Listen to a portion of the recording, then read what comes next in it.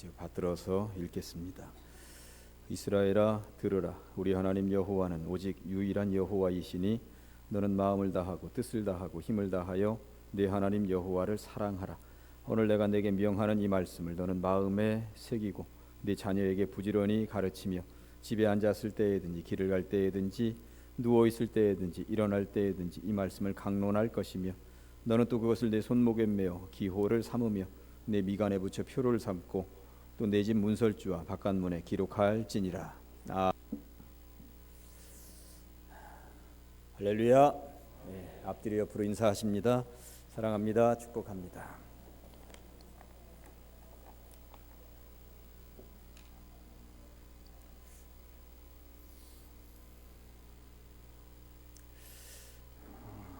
(1942년) 겨울에 오스트리아에 살고 있던 모든 유대인들은 독일군 병사들에 의해서 붙잡혀 갔습니다. 유대인은 전부 다 잡혀가게 되었던 것입니다. 빅터 프랭클 박사도 집에서 있다가 어김없이 독일 병사들이 들이닥쳤고 붙잡혀 가게 되었습니다.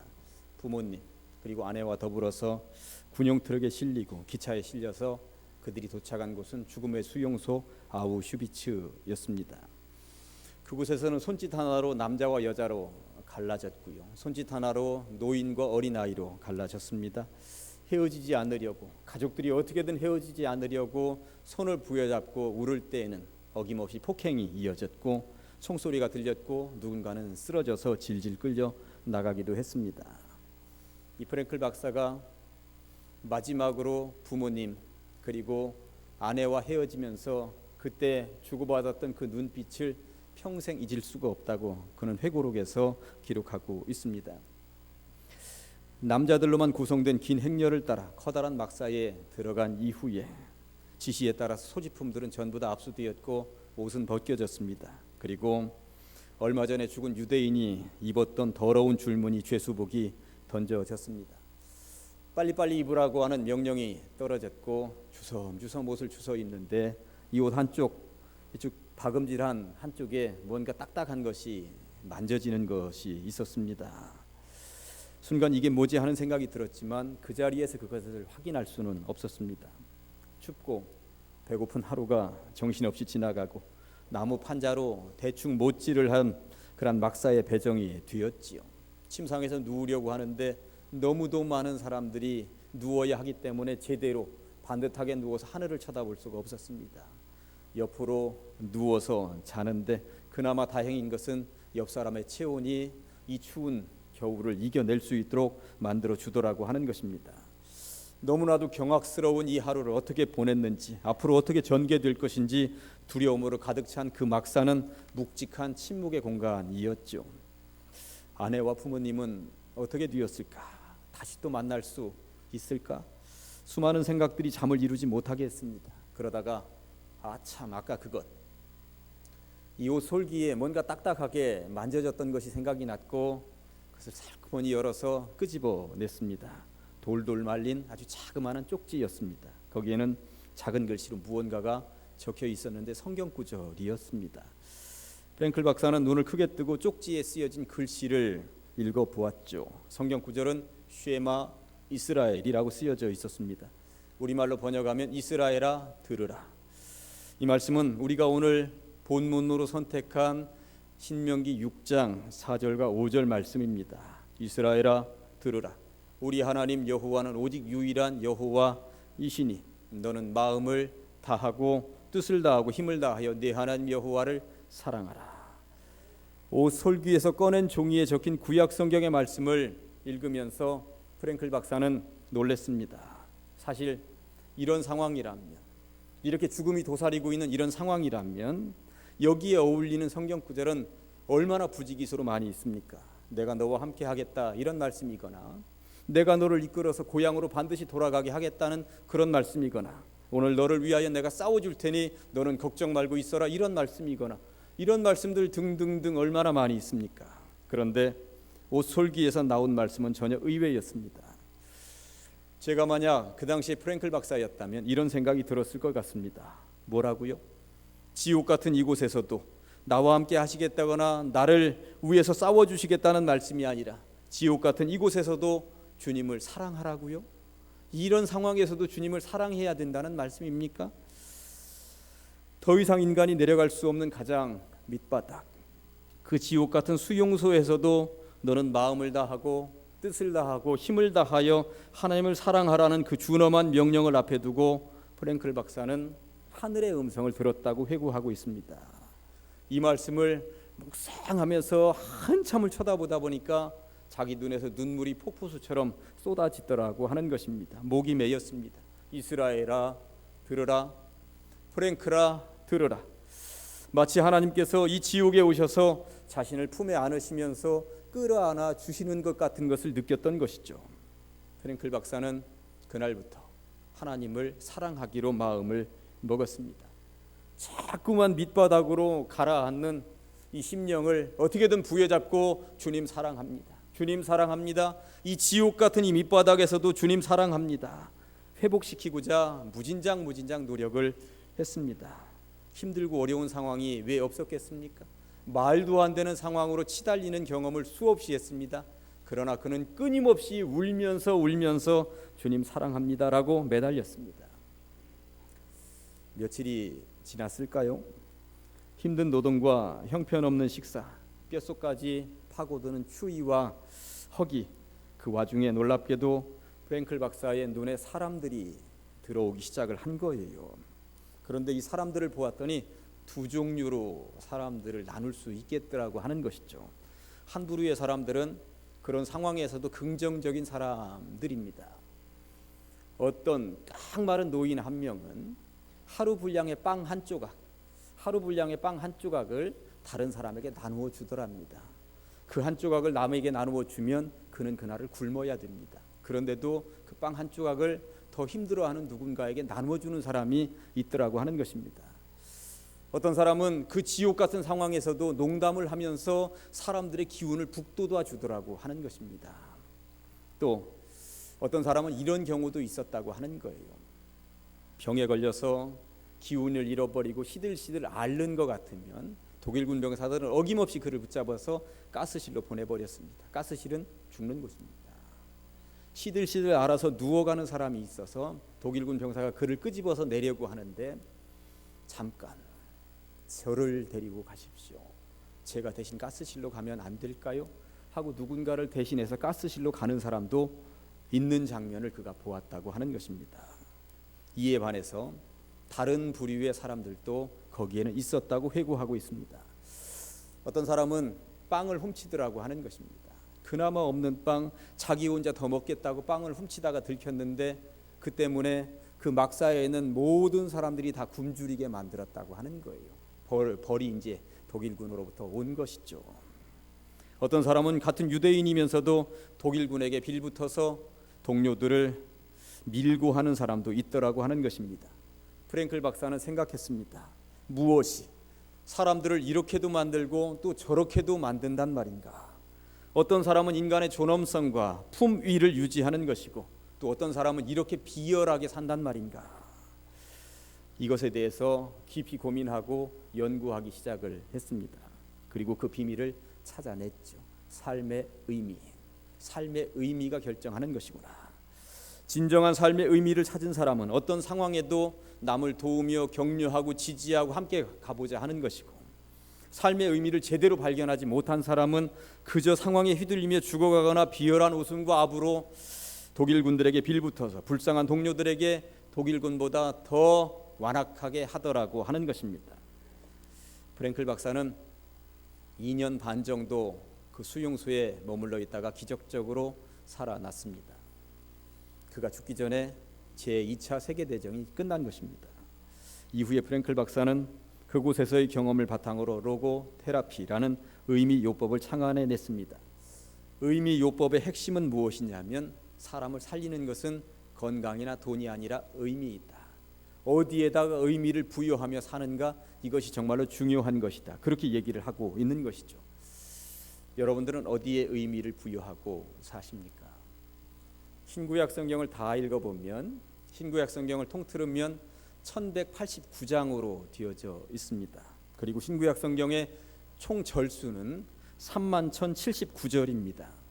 1000장이 넘고 3만 절이 넘는 이 방대한 성경 구절 말씀 가운데에서 거의 모든 목회자들과 신학자들은 오늘 우리가 읽은 본문을 가장 중요하고도 의미 있는 본문으로 꼽습니다. 4절과 5절 말씀을 다 같이 한 목소리로 읽어 보실까요? 이스라엘아 들으라. 우리 하나님 여호와는 오직 유일한 여호와이시니 너는 마음을 다하고 뜻을 다하고 힘을 다하여 네 하나님 여호와를 사랑하라. 아멘. 수없이 많은 목회자들과 신학자들은 왜 이 본문을 흰구약 성경을 통틀어서 가장 중요한 성경 구절로 꼽았을까요? 사람이 살면서 어디에 의미를 부여하고 살아야 하는가에 대한 가장 명쾌한 해답을 가지고 있기 때문에 그렇습니다. 성경은 분명히 말씀하십니다. 여호와는 유일한 하나님이시라고, 다른 신은 없다고. 그러니 그분 하나님을 마음을 다하고 뜻을 다하고 힘을 다하여 전심으로 사랑하라고 말씀하고 있는 것입니다. 이거 이외에 이것을 따를 만한 진리가 어디에 있겠느냐고 말씀하고 있는 것입니다. 그러나 우리는 세상을 살아가면서 수없이 많은 것들에 마음을 뺏기면서 살아갑니다. 자녀 교육이나 돈벌이에, 내 이름을 알리는 것이나 권력 유지에 마음을 두며 살아갈 때가 너무나도 많이 있습니다. 가슴에다 손을 얹고 한번 생각을 해보시기 바랍니다. 정말 세상의 그 어떤 것들보다도 하나님을 사랑하십니까? 예수님 앞에 어느 날 바리새인들이 들이닥쳤습니다. 그리고 한다는 질문이, 선생님, 구약의 말씀 가운데 이 율법 중에서 가장 으뜸이 되는 계명은 뭐라고 생각하십니까? 하고 물었던 것이죠. 예수님은 두말할 것도 없이 이렇게 대답을 하셨습니다.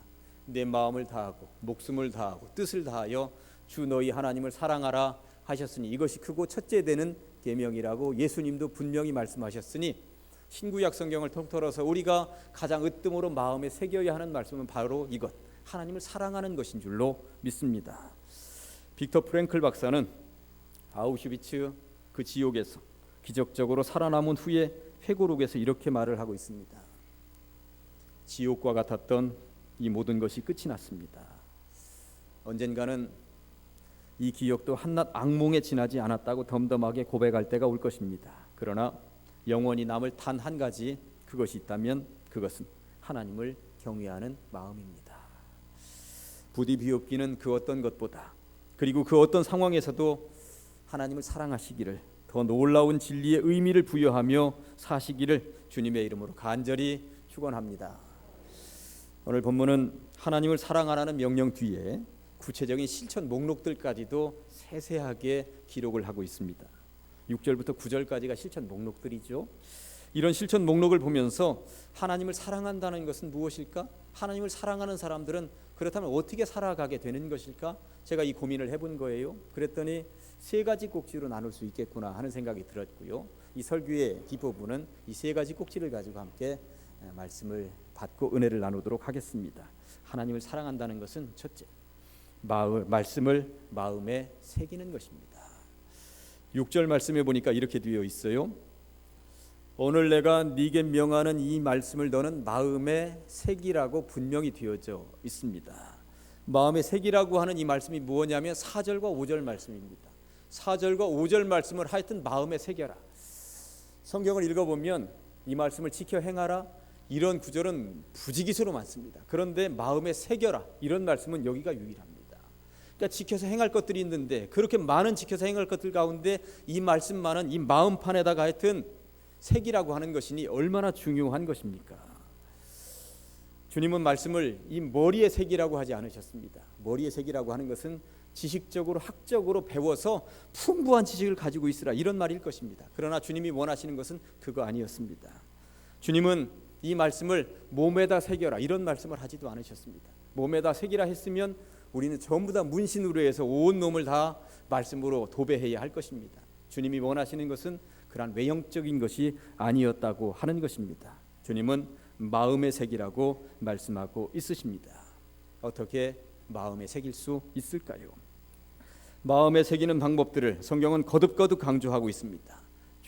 주야로 묵상하라고, 재물, 그러니까 물질을 즐거워함 같이 주님의 말씀을 즐거워하라고, 아침 저녁으로 이 말씀을 읊조리라고, 주의 말씀을 늘 듣고 말씀을 배우는 자리에 지속적으로 가서 앉아 있으라고 성경은 거듭거듭 말씀하시는 것입니다. 요약 정리하면 밥을 먹듯이 돈을 벌듯이 남들과 대화를 하듯이 수시로 말씀을 가까이 하라는 이야기인 것입니다.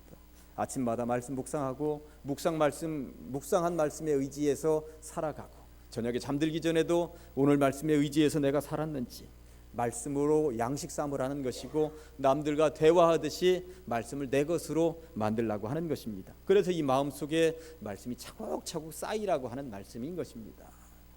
그리하여 늘 이 마음속에 말씀이 새겨지고 이를 통해 주님을 사랑하는 것을 표출하시기를 간절히 축원합니다. 두 번째는 하나님을 사랑한다는 것은 말씀을 자녀들에게 가르치는 것입니다. 7절에 보니까 네 자녀에게 부지런히 가르치며 집에 앉았을 때에든지 길을 갈 때에든지 누워 있을 때에든지 일어날 때에든지 이 말씀을 강론하라고 성경은 말씀하고 있습니다. 말씀을 자녀들에게 가르칠 때 어떻게 부지런히 가르치라. 게으르거나 나태하게가 아닙니다. 대충이 아닙니다. 부지런히 꼼꼼하게 세밀하게 가르치라고 성경은 말씀하고 있는 것이죠. 자녀를 향한 말씀 교육이 철저한 사람들이 유대인들입니다.